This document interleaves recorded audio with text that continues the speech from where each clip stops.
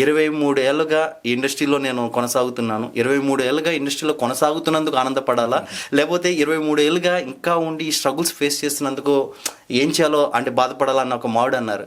ఏంటన్నా ఈ 23 ఏళ్ళలో మీరు పడిన స్ట్రగుల్స్ ఏంటి? లేకపోతే 23 ఏళ్ళలో మీరు సాధించిన సక్సెస్ ఏంటి?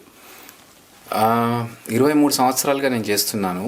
కాకపోతే నేనేంటంటే మనం పడుతున్న కష్టానికి రికగ్నైజేషన్ రావట్లేదే. ఇప్పుడు అంతకుముందు 4-5 సినిమాలు నాకు వచ్చినాయి ఆఫర్స్.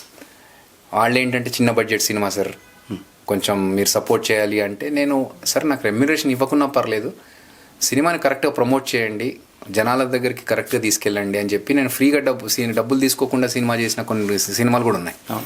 సో ఆ సందర్భంలో మనం అంత సపోర్ట్ చేసినప్పుడు ఆ సినిమాని వాళ్ళు కరెక్ట్గా ప్రొజెక్ట్ చేస్తే బాగుండేది. ఆ రెమ్యునరేషన్ వదులుకొని చేసినా కూడా దాన్ని వాళ్ళు కరెక్ట్గా రిలీజ్ చేసుకోలేకపోయారు. ఏమనంటే ప్రతిదానికి బడ్జెట్ కన్స్ట్రెయింట్స్ అంటే ఇప్పుడు మనం వదులుకుందే వాళ్ళకి బడ్జెట్ తగ్గించడానికి, బర్డెన్ తగ్గించడానికి.